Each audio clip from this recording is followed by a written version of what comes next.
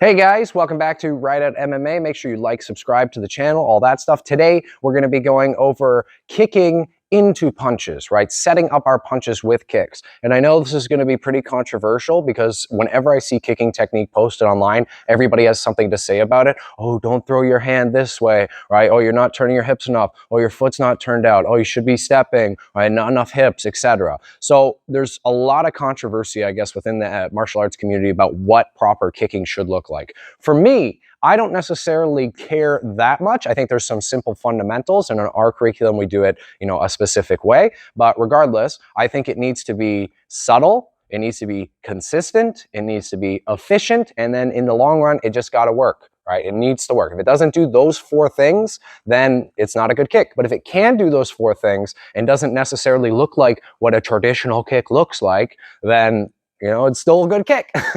Anyway, so what we're going to go over today is kicking into punches. And the main term that I want you guys to understand out of this is loading. So when you're loading a strike, especially for your boxing, right, or for punching, it just means one shoulder behind the other. So naturally, me as an orthodox fighter, Yazzie too, when we're standing in our stances, unless we're taking more of a Muay Thai squared off stance, in general, our rear shoulder is slightly behind. You can consider that shoulder and that side of our body always loaded, right, ready to turn our body, our torsos into creating all of that power. Vice versa on the other side, soon as I get my lead shoulder behind my rear, now that side is loaded and ready for more power than it would have had previously, okay? Obviously, there's a lot of context to like when we load punches, how we load punches, not telegraphing our strikes, but in general, this loading concept is going to be one of the most important things to understand of punching after we throw our kicks. So just to start, all right, this is simple and straightforward. You can take this little angle for me. If I want to throw, let's say, a right low kick and follow up with a strike, when I throw that low kick and my body's turned through here,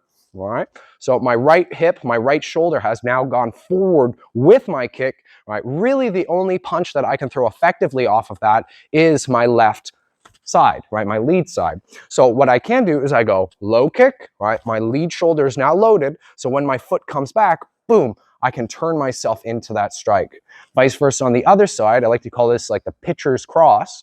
So you do your inside low kick, boom, right? As I throw that strike, my rear side has now been loaded. So when my foot comes down, boom, I can pivot into my rear-sided strike. I've loaded myself this way. Imagine like a pitcher throwing a ball.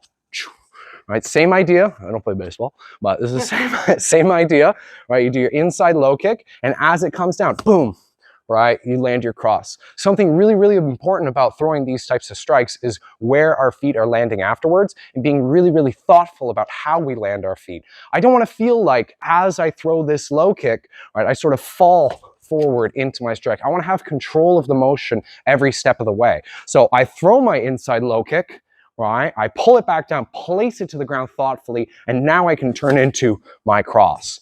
So in not real time, but in sequence,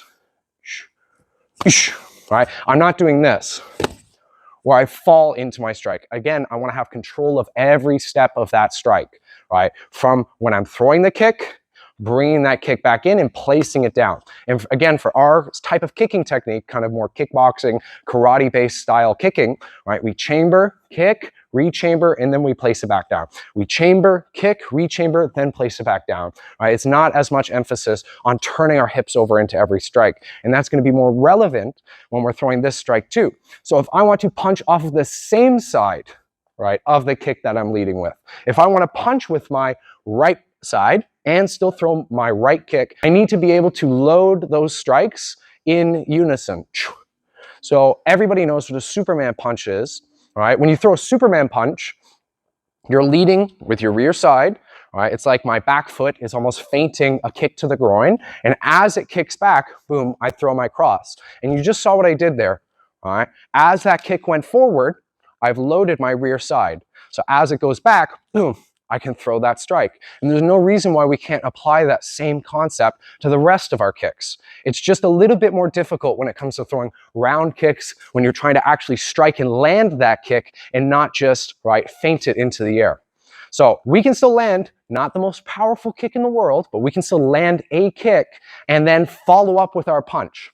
right, on the same side with that same Superman loading concept. My back foot swings forward for whatever that kicking strike is, and as I do it, I reel my rear shoulder back.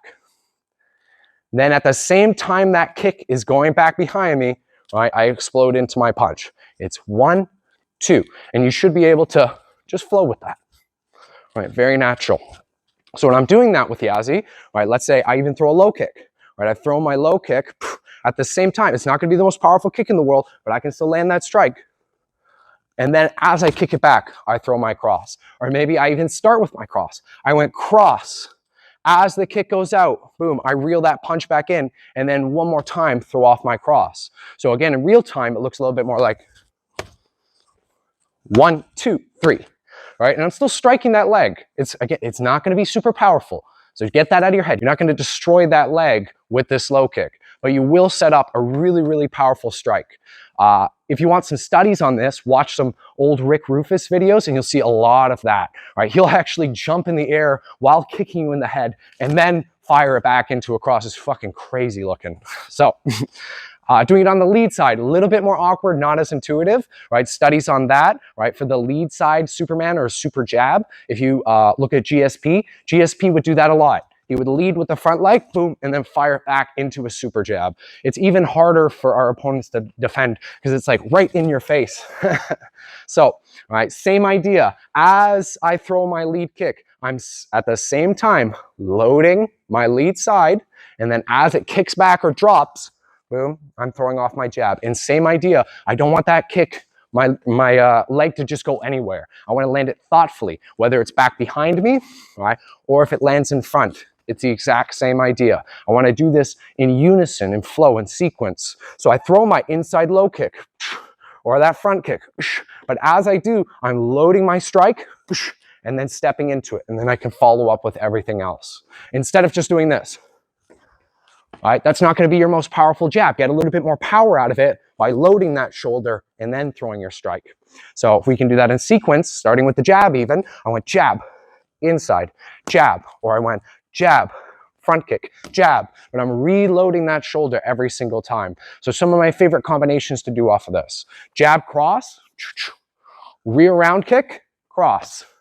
Right, you just seen it on my YouTube channel, one of the combination videos that we did as a short. So I went jab, cross, rear round kick, cross. Okay, again in sequence. Getting comfortable with that load and not doing this. Watch my hands. I'm not dropping that hand behind my back and then trying to follow up with it. I stay tight and then snap that punch off. So let's see that again, just from this angle, if you don't mind. Right there. 1, 2, 3, 4. Yeah. 1, 2, 3, 4. Sup, Julian? All right. Other side, right? Doing the lead side. Sup, Malcolm? I do my jab. All right. I load my lead round kick. Jab, cross. 1, 2, 3, 4. All right. Maybe it's a feint. That's okay too. All right. 1, 2, 3, 4. 1, 2, 3, 4. But in general, for learning loading on our kicks, it's all about shoulder position. If this shoulder's back on my kick, I can punch well off of it. If this shoulder's back on my kick, I can punch well with it. Vice versa. All right, so if you understand that, then everything else is easy. Make sure you like, comment, subscribe, all that stuff on the video, and we'll see you next time. Peace.